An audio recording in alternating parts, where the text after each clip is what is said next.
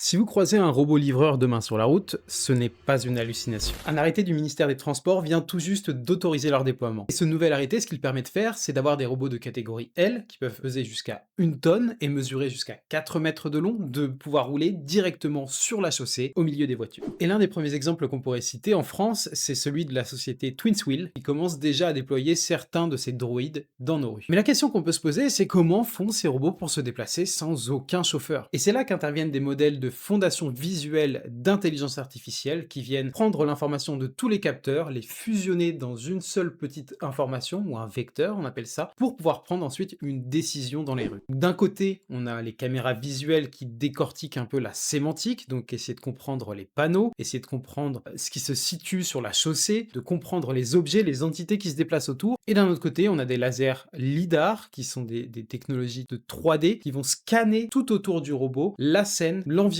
et donner ce qu'on appelle un mapping, une carte de l'espace 3D qui se situe autour du robot pour éviter d'avoir une collision avec tous les véhicules, avec tout l'environnement qui se situe autour. Et donc, au lieu d'avoir une simple bouillie de pixels, et incompréhensible pour un modèle d'IA, le modèle d'intelligence artificielle va essayer de décortiquer chaque élément dans cette scène et va essayer de trier ces informations pour récupérer que ce qu'il est important d'utiliser pour effectuer la navigation de manière sécurisée, mais également de manière efficace. Mais la question qu'on peut se poser, c'est est-ce que ça va vraiment être déployé dès aujourd'hui partout? Et la réponse à cette question est non. En fait, c'est un peu plus compliqué que ça. Chaque ville ou chaque maire va décider si oui ou non il est possible de déployer ces robots, mais également dans quelle rue, sous quelles conditions ça va être déployé. Et en fait, à l'heure actuelle, on n'a même pas vraiment de robots totalement autonomes qui sont déployés parce que les technologies ne sont pas encore assez avancées pour pouvoir permettre de les utiliser de manière totalement sécurisée. Et la loi impose encore d'avoir une supervision humaine lors du déploiement de ces robots, donc d'avoir un opérateur à distance qui soit capable de freiner si un quelconque problème interviendrait avec le robot. Et ça impose en fait une sécurité accrue qui empêche le robot de faire n'importe quoi lors de leur déploiement en situation réelle. Alors, est-ce que vous êtes prêt à recevoir vos colis par un robot ou est-ce que ça vous fait encore peur? Dites-le moi en commentaire, on en discute ensemble et abonne-toi pour ne manquer aucune vidéo d'actualité sur la robotique et l'intelligence artificielle.